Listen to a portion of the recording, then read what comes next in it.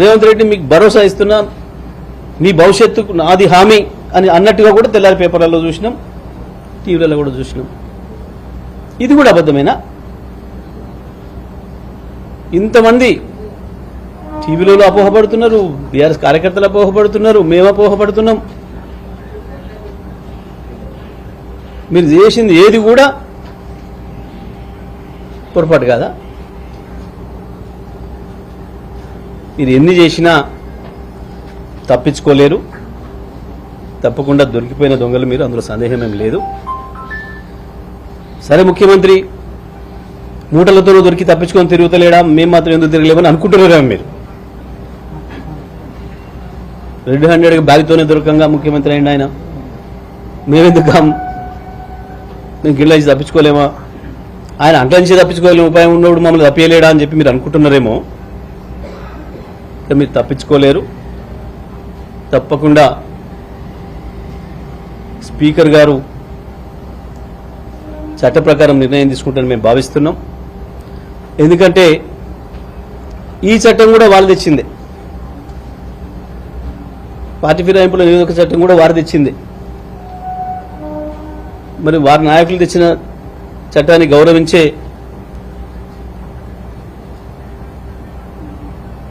పరిస్థితి ఉందని మేము అనుకుంటున్నాం.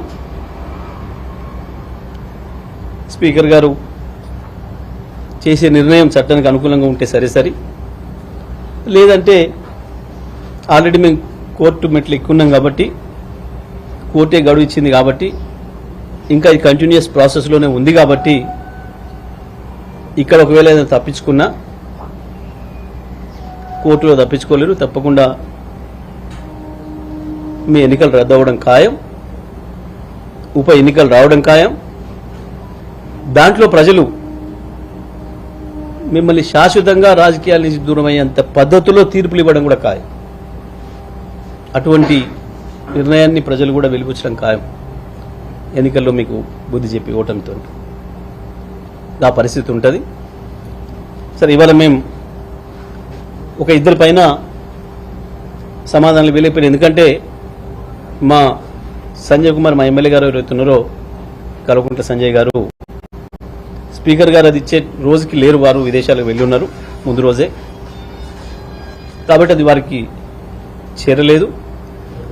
అయినప్పటికీ కూడా ఇక్కడ వచ్చిందనే విషయం తెలుసుకొని వారు అక్కడి నుంచి స్పీకర్ గారికి మెయిల్ చేసిండ్రు, ఈమెయిల్ ద్వారా తెలియజేసారు, నేను విదేశాల్లో ఉన్నా, నేను రేపు వస్తున్నాను, పలానా రోజు వస్తాను, రాగానే మీకు దానికి సంబంధించిన జెండర్ నేను ఇస్తానని చెప్పి వారు మెయిల్ పంపించడం జరిగింది.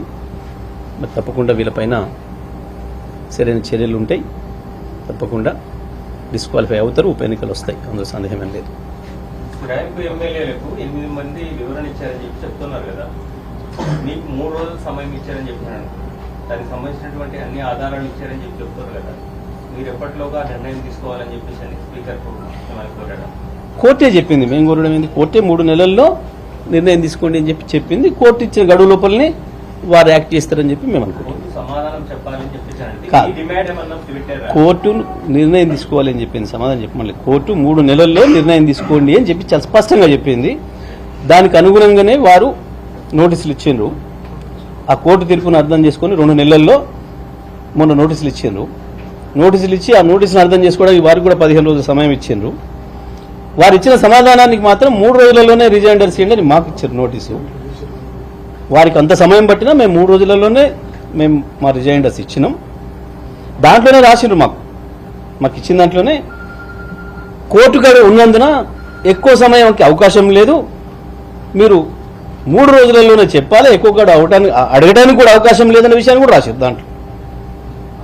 ఇంత స్పష్టంగా ఉంది కాబట్టి కోర్టు ఇచ్చిన గడువు లోపలనే వారు చేస్తారని నేను భావిస్తున్నాను. ఓకే, మీరు మీడియా కూడా చేసిందా? మరి ఒక బీఆర్ఎస్ పార్టీలు తెచ్చినాయి కావు కదా, మీ మీడియా ద్వారా వచ్చినాయి కదా. చేస్తే మరి మీరు చేసిందా, ఎవరు చేసారు, కంప్లైంట్ చేస్తే తెలుస్తుంది కదా.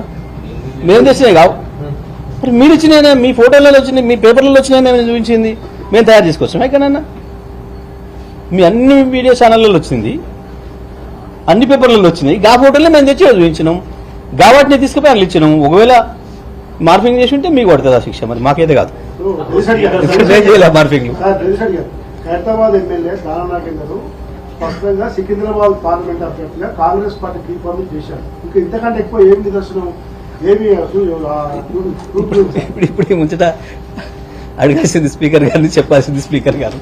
దీనికి సమాధానం ఇంత స్పష్టంగా కనబడుతుందని మీరు కూడా అంటున్నారు, ప్రజలకు కూడా తెలుసు.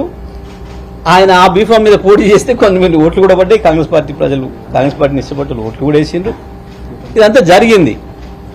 ఇప్పుడు మీరు కూడా విలేకరులుగా కాకుండా సాధారణ తెలంగాణ పౌరులుగా, చట్టాన్ని గౌరవించే పౌరులుగా మీకు కూడా అర్థమవుతుంది. మీరే నవ్వుతున్నారు. వాళ్ళు ఇచ్చిన సమాధానాలు మేము చెప్తుంటే విని మీరే నవ్వుతున్నారు. కానీ ఇట్లా నవ్వుతారనే స్వయం వాళ్ళకు ఉండాలి కదా కనీసం.